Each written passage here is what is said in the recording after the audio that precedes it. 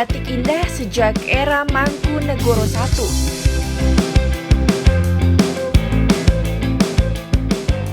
Inspiratif, kedai kopi berinovasi dengan pekerjakan kaum difabel sebagai barista.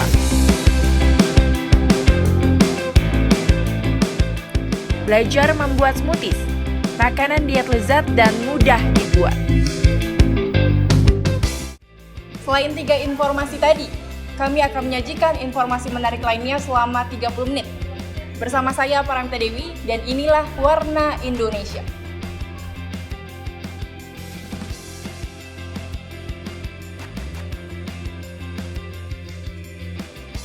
Batik adalah salah satu ciri khas bangsa Indonesia. Seperti contohnya di Desa Girilayu, desa yang menyimpan batik indah sejak era Mangkunegara I. Informasi selanjutnya, pandemi COVID-19 tidak menjadi halangan untuk berkarya. Seperti halnya Dwi Hartono, pria asal Klaten yang memanfaatkan ban bekas menjadi sebuah akuarium kreatif. Informasi selanjutnya, tren media sosial nampaknya sangat mempengaruhi masyarakat. Salah satu contohnya adalah celengan target, celengan yang bernilai edukasi untuk menabung. Berikut informasinya untuk Anda. Halo sahabat warna, kali ini aku bakal jelasin ke kalian semua mengenai batik Girilayu, batik karya anak bangsa yang sudah melegenda sejak era Mangkunegaran yang pertama. Nah, batik ini terletak di mana? Batik ini terletak di Desa Girilayu, Kecamatan Matese, Kabupaten Karanganyar. Tanpa lama-lama lagi, langsung aja aku bakal jelasin ke kalian semua mengenai sejarah batik Girilayu. Ikutin aku terus ya.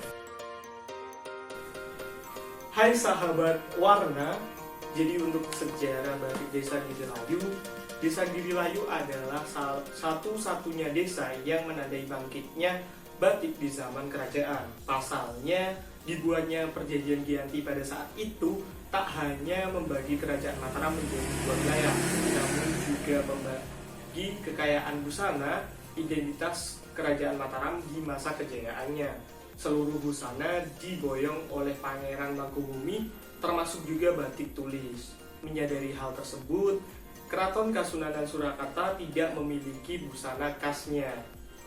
Dan akhirnya Pakubuwono yang ketiga berpikir keras untuk menemukan busana khas Keraton Surakarta.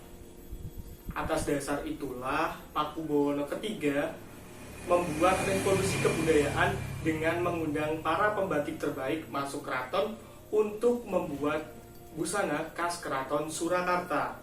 Dan pada saat itulah batik Desa Girilayu mulai diproduksi dan dipasarkan.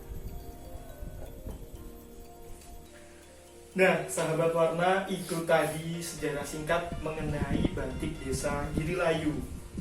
Kali ini bakal ada satu motif yang menjadi ikon batik Girilayu. Motif itu adalah Tridharma. Nah, kira-kira apa ya motif Tridharma tersebut?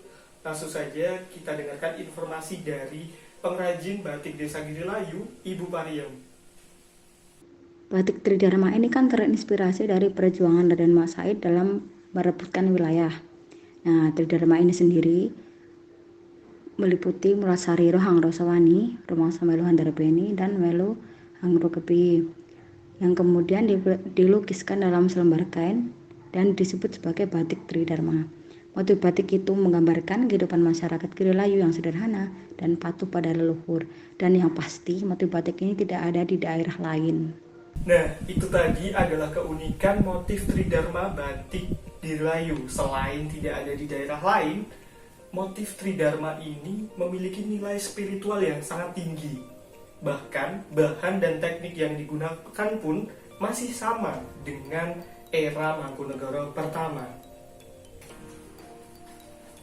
Sahabat warna, salah satu tokoh yang berjasa mengenalkan batik Girilayu adalah Ibu Presiden kedua Republik Indonesia, Ibu Tien Soeharto. Ibu Tien Soeharto sering mengenakan busana kebaya khas Girilayu lengkap dengan jarik dan selendangnya dalam berbagai kesempatan untuk menemani Bapak Presiden kedua, Bapak Soeharto.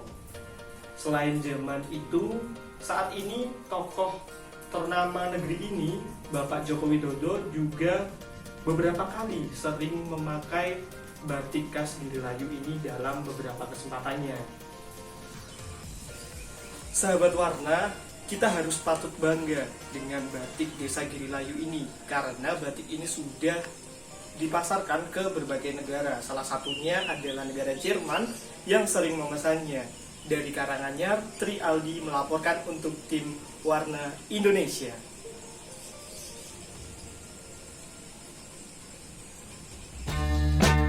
Kondisi pandemi COVID-19 tentu menjadi hambatan dan juga berdampak pada aktivitas kita sehari-hari. Namun, terjangan pandemi COVID sejak 1 tahun terakhir tidak lantas menjadi hambatan untuk menciptakan karya-karya kreatif seperti Dwi Hartono. Di Kabupaten Klaten ini, Dwi Hartono berhasil menyulap sebuah ban bekas menjadi sebuah akuarium yang cantik. Penasaran dengan ide kreatifnya? Yuk, mari ke tempat produksinya. Nah, sahabat warna, saat ini saya telah berada di lokasi rumah Dwi Hartono atau tempat produksi aqua batik. Berlokasi di Dusun Cabakan, Desa Sengon, Kecamatan Prambanan. Di rumah inilah Dwi Hartono atau yang kerap disapa Nono membuat kerajinan kreatif dari ban bekas. Akuarium buatan Dwi Hartono ini berbeda dengan akuarium biasanya. Pada umumnya, akuarium hanya terbuat dari kaca atau dimodifikasi dengan tambahan ornamen-ornamen kayu. Namun, akuarium buatan sopir ambulan klinik swasta di Klaten ini berasal dari ban bekas yang kemudian disekat kaca dan dihiasi dengan pernak-pernik yang cantik. Dengan bermodal 3 juta rupiah, Nono kemudian melakukan beberapa kali percobaan untuk membuat kerajinan akuarium ini. Namun, Nono juga mengakui terdapat kesulitan saat awal percobaan untuk menemukan lem yang pas akibat masalah kebocoran. Ide kreatif ini awalnya muncul karena banyaknya ban bekas yang terbengkalai di sekitar rumah Nono. Selain itu, Nono juga terpicu karena banyaknya masyarakat sekitar yang menganggur akibat terdampak dari pandemi COVID-19. Dan kini, Nono juga telah berhasil untuk memperkerjakan belasan warga sekitar untuk membantu produksi akuarium ban bekas. Berdasarkan keterangan sang pembuat, awalnya ide kreasi akuarium dari ban bekas ini tidak ditujukan untuk diperjualbelikan, namun hanya diniatkan untuk digunakan sebagai hiasan dan sebagai bonus bagi rekannya yang membeli aspal dari tempat usahanya. Namun dari hal tersebut justru mendapatkan respon yang baik dan mendapatkan banyak permintaan untuk kembali memproduksi akuarium ini. Pada saat ini sudah lebih dari 100 akuarium yang diproduksi dan dipasarkan di sejumlah kota besar di Pulau Jawa. Tak tanggung-tanggung, akuarium ban bekas ini juga menjadi salah satu penghias di Istana Negara pada saat Presiden Joko Widodo melakukan kunjungan ke daerah istimewa Yogyakarta dan Klaten pada awal Maret kemarin. Sejumlah selebriti seperti Raffi Ahmad, Baim Wong, hingga Menteri Pariwisata dan Ekonomi Kreatif Sandiaga Uno juga tertarik dengan kreasi aqua batik ini. Dalam pemasarannya, aqua batik ini dijual dengan dilengkapi oleh meja, lampu, serta pernak-pernik aksesoris akuarium lainnya. Untuk harga yang dipatok juga bervariatif tergantung dari ukuran besar ring ban yang digunakan. Untuk akuarium yang berukuran kecil dijual mulai dari Rp600.000, sedangkan untuk yang besar dijual hingga mencapai Rp1,2 juta. Nah, sahabat warna, tertarik bukan untuk mencoba menciptakan karya kreatif lainnya seperti dengan memanfaatkan barang-barang di sekitar kita? Siapa tahu dari karya kreatif tersebut dapat memiliki nilai jual serta bermanfaat bagi lingkungan sekitar kita. Dari Klaten, Jawa Tengah, Davarianto melaporkan untuk Warna Indonesia.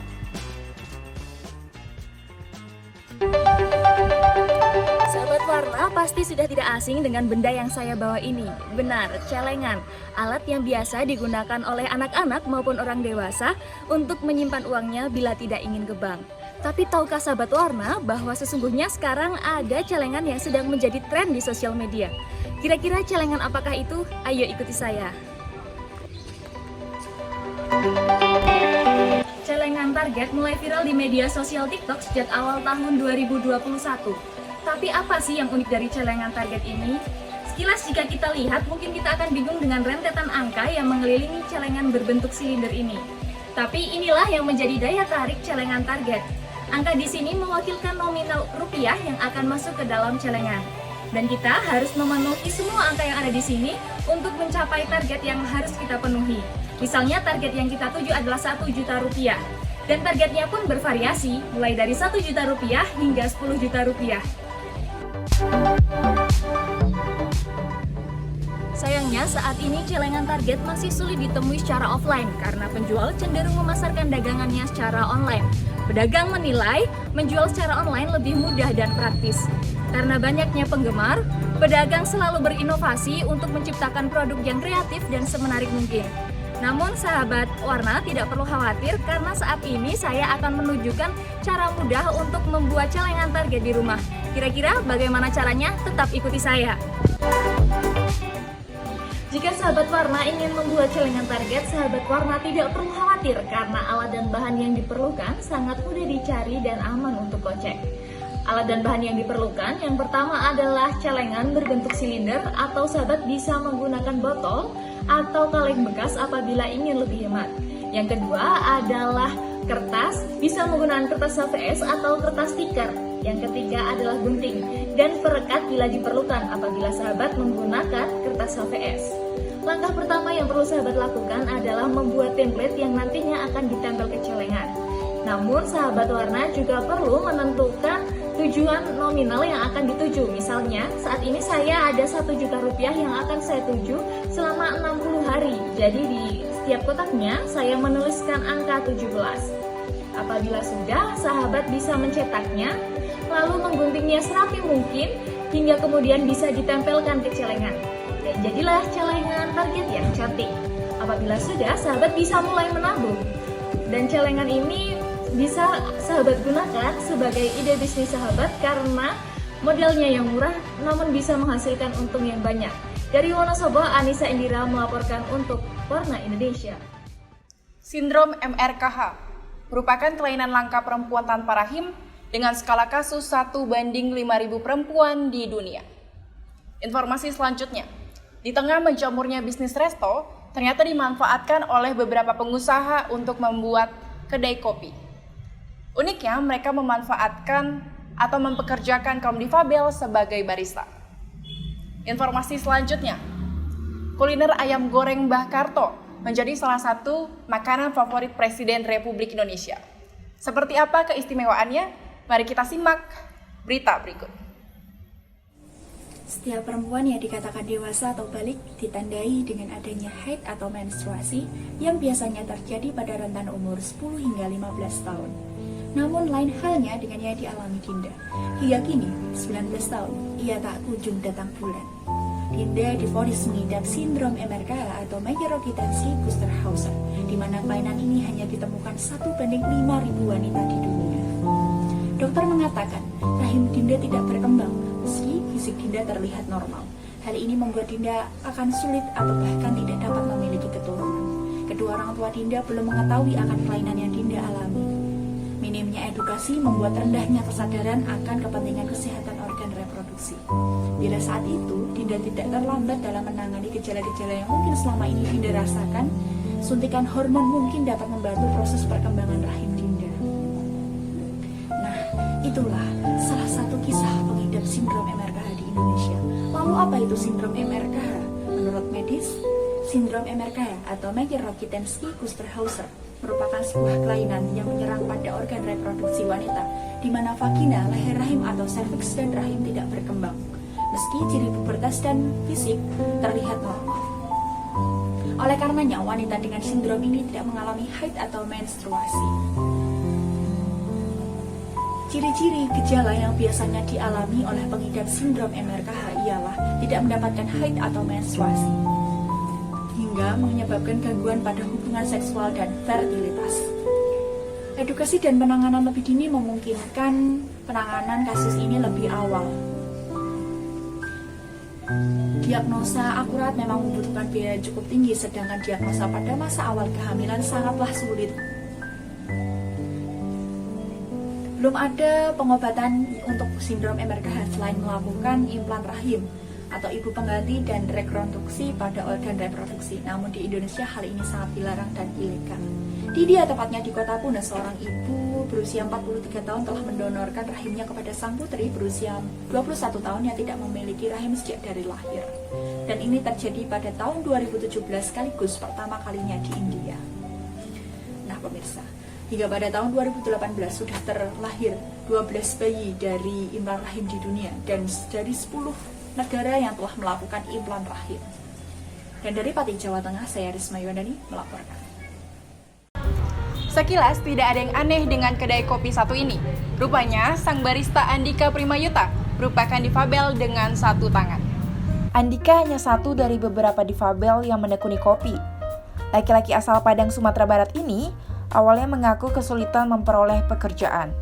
Namun, tepat pada percobaan ke-10, Andika mendapatkan kesempatan pelatihan hingga menjadi seorang barista. Walaupun memiliki keterbatasan, Andika selalu punya cara sendiri untuk mempermudah pekerjaannya dalam meracik kopi. Meskipun belum menguasai sepenuhnya, perlahan tapi pasti, kemampuan Andika kian hari kian berkembang dan membuat kopi yang diraciknya terasa enak seperti buatan barista pada umumnya. Andika memiliki impian untuk membuat kedai kopi sendiri dengan tujuan mempekerjakan teman-teman difabel. Nah, tadi kita sudah membahas mengenai kesempatan. Sama halnya seperti Yayasan Disable yang membuka kesempatan bagi kaum difabel untuk mengenal dan juga menggeluti industri kopi. Yayasan Disable merupakan salah satu lembaga yang menaruh perhatian pada isu ketenagakerjaan bagi kaum difabel untuk mengadakan pelatihan guna menciptakan dan mengembangkan pemberdayaan difabel lebih lanjut. Kegiatan pelatihan barista dilakukan agar teman-teman disabilitas mendapatkan kemampuan serta keterampilan dalam proses pembuatan kopi, seperti meracik secangkir kopi secara profesional dan juga mendapatkan sharing pengalaman dari para trainer barista yang sudah berpengalaman.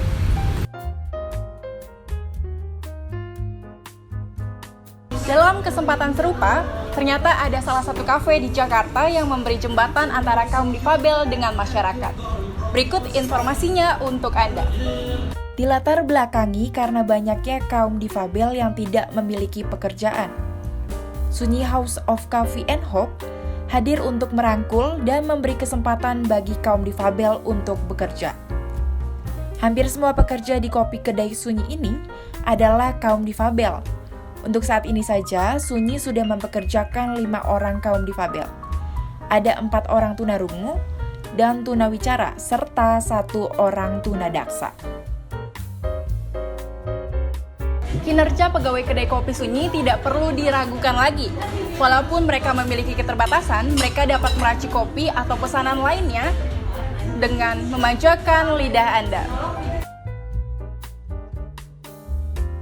Menarik ya sahabat warna, kopi ibarat seni dan olah rasa. Orang boleh berbeda-beda cara berkomunikasinya, tapi biar rasa yang menyatukan dan juga memperluas kesetaraan. Dari Jakarta Selatan, Paramita Dewi melaporkan untuk Warna Indonesia. Bicara soal kuliner, ada yang menarik nih sahabat warna, yaitu warung ayam goreng Mbah Karto. Warung ini terkenal dengan ayam goreng dan sambalnya yang telah dibuka sejak tahun 1960-an. Dikutip dari siaran pers Sekretariat Presiden, warung ini telah menjadi langganan Presiden Joko Widodo semenjak beliau menjabat sebagai Wali Kota Solo di tahun 2005 loh. Untuk lokasinya tepat berada di Jalan Jaksa Agung Raya Suprapto nomor 8, Kabupaten Sukoharjo, Jawa Tengah. Saat ini, warung ayam goreng Mbah Karto telah dikelola oleh generasi kedua. Awalnya, warung ini dikelola langsung oleh Mbah Karto. Tapi jangan khawatir, meskipun saat ini dikelola oleh generasi kedua bersama Ibu Sri Sukarni, namun untuk menu dan bahannya tetap menggunakan seperti generasi awal. Jadi soal rasa dan kelezatannya jangan dikhawatirin lagi ya. Nah, sekarang kita bisa melihat warung ayam goreng Mbah Karto ini terlihat cukup sederhana dengan sentuhan adat Jawa. Bangunan utamanya berupa pendopo kayu yang bermotif tidak berlebihan, seperti halnya dengan meja dan kursinya juga terbuat dari kayu. Tidak jauh dengan warung biasanya, bukan? Untuk para pengunjung yang ingin makan di sini bisa langsung memesan seperempat ekor ayam atau beberapa bagiannya saja seperti kepala, hati, dan ampela. Untuk harga satu porsi ayam goreng Mbah Karto ini dijual seharga 20.000 aja loh. Cukup murah bukan? Ngomongin soal ayam goreng Mbah Karto, pasti kalian penasaran kan gimana sih proses pembuatannya? Jadi yuk simak terus. Setelah saya bertanya-tanya kepada pemilik warung ayam goreng Mbah Karto, gimana sih ayam di sini bisa terasa lebih empuk dan beda dari ayam yang lainnya? Ternyata mereka memilih ayam kampung yang berumur masih muda, yaitu umur 3 bulan. Dan proses pertama yang dilakukan adalah merebus ayam kampung menggunakan air santan dan ditambahkan bumbu bacem, bawang putih, dan rempah. Proses ini biasanya membutuhkan waktu 1,5 jam. Dan proses inilah sahabat warna yang biasanya menjadi kunci kelezatan dari ayam goreng Mbah Karto. Tidak cukup dari situ saja. Setelah ayam empuk dan bumbu meresap, ayam langsung ditiriskan dan digoreng. Dan sisa santan tadi diolah kembali, dimasak lebih kental dan berubah warna menjadi gelap karena akan digunakan sebagai sambal blondo, yaitu salah satu sambal favorit yang ada di ayam goreng Mbah Karto ini. Nah, kelezatan ayam goreng Mbah Karto inilah yang menjadi salah satu makanan favorit Presiden Joko Widodo. Selain itu ada juga Gubernur Jawa Tengah Ganjar Pranowo yang pernah berkunjung dan mencoba ayam goreng ini. Dari situlah banyak masyarakat yang penasaran gimana sih rasanya ayam goreng Mbah Karto. Dari Solo, Faradila Rahmawati melaporkan untuk Warna Indonesia. Legen, minuman tradisional khas Jawa Timur yang kaya akan manfaat. Informasi selanjutnya, berbagai macam tren diet tengah digemari kaum muda. Namun, bagaimana cara memilih menu diet yang baik untuk kesehatan tubuh? Berikut informasinya untuk Anda.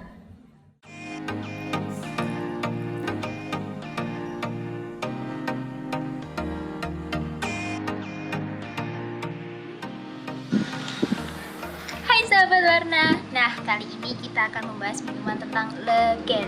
Ya, Legen ini merupakan salah satu minuman tradisional fermentasi yang ada di Jawa Timur, tepatnya di Kota Gersik. Usut punya usut, ternyata minuman ini sudah ada sejak zaman Wali Songo loh sahabat Warna. Yuk langsung aja kita bahas. Nah sahabat Warna, ternyata si manis dan sedikit asam ini berasal dari air nira pohon lontar atau biasa disebut dengan pohon ciwalan. Karena berasal dari bahan alami, maka tak heran jika Legen ini dapat berfermentasi menjadi tuak. Perbedaan antara Legen dan tuak ini terletak pada proses penyimpanannya. Jadi Legen ini hanya dapat disimpan 1 hingga 2 hari.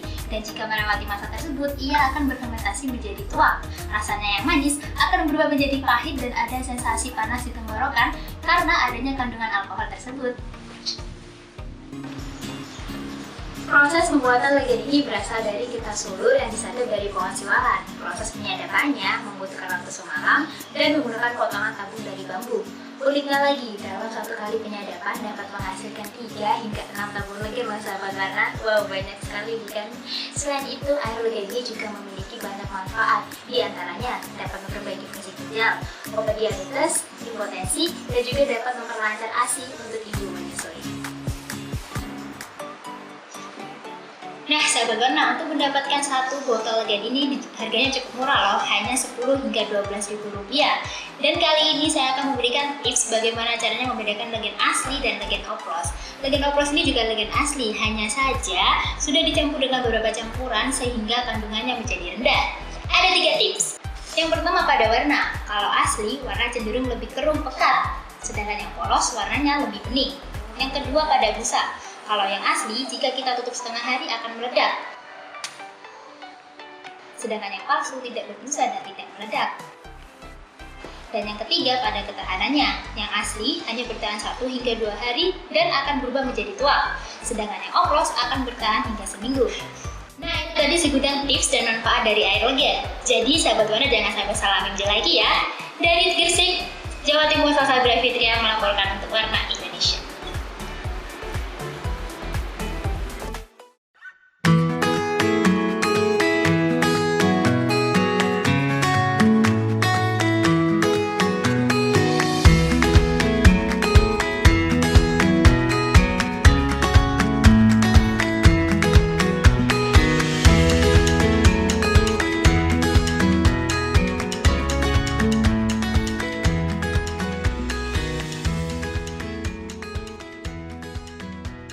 Di tengah pandemi COVID-19 yang tengah mewabah saat ini, kita diwajibkan untuk menjaga imunitas tubuh. Nah, salah satu cara untuk menjaga imunitas tubuh yaitu dengan mengkonsumsi buah-buahan. Buah-buahan kaya akan vitamin dan mineral. Nah, Kali ini, Lea akan mengajak sahabat warna untuk membuat menu sarapan yang sehat, simple, dan cocok untuk diet, yaitu Red Smoothies Bowl. Smoothies Bowl merupakan olahan smoothie dari buah atau sayur yang dicampurkan ke dalam blender lalu disajikan dalam sebuah mangkuk. Smoothies Bowl semakin populer seiring dengan tren gaya hidup sehat. Smoothies Bowl yang terbuat dari buah-buahan dapat digunakan untuk mendetoksifikasi tubuh dari racun. Minuman ini juga akan membersihkan darah dan organ tubuh dari dalam. Penting bagi seseorang diet untuk memenuhi kebutuhan serat dari dalam tubuhnya. Kekurangan serat memungkinkan peningkatan kadar kolesterol dari dalam darah. Menurut jurnal The Lancet, berdasarkan penelitian terbarunya, diet dengan mengkonsumsi serat yang tinggi dapat mencegah berbagai penyakit, seperti mencegah penyakit jantung, mengkontrol gula darah, dan masih banyak lagi. Yuk sahabat warna, kita buat Red Smoothies Bowl sama-sama ya. Nah, alat dan bahan yang diperlukan yaitu yang pertama alat, siapkan blender. Kedua, siapkan sendok. Dan yang ketiga, siapkan mangkuk atau bowl. Nah, selanjutnya untuk bahan-bahannya yang kalian butuhkan yang pertama yaitu 1/3 buah naga merah, lalu 7-8 butir buah stroberi, dan setengah buah pisang. Nah, sebelumnya bahan-bahan buah-buahannya harus di freezer ya. Selanjutnya yang kita butuhkan untuk hiasan yaitu yang pertama-tama granola, lalu chia seed, dan yang terakhir susu UHT. Nah, pertama-tama masukkan seluruh buah-buahan ke dalam blender, lalu tambahkan sedikit susu. Lalu blender buah secara bertahap. Setelah dirasa cukup halus dan sesuai dengan konsistensi yang diinginkan, tuangkan smoothies ke dalam mangkuk. Ratakan smoothies, lalu beri granola, chia seed, dan potongan buah pisang dan hias sesuai selera. Dan smoothies bowl siap disantap. Kalori yang rendah cocok untuk sahabat warna yang sedang diet defisit kalori loh.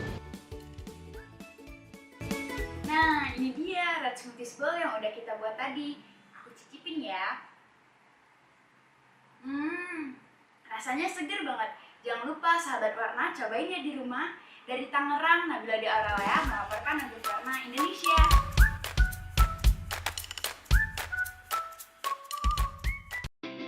Sahabat warna, informasi tadi sekaligus mengakhiri perjumpaan kita pada hari ini. Tetap patuhi protokol kesehatan dimanapun Anda berada. Saya Paramita Dewi beserta kru yang bertugas pamit undur diri, terima kasih dan sampai jumpa.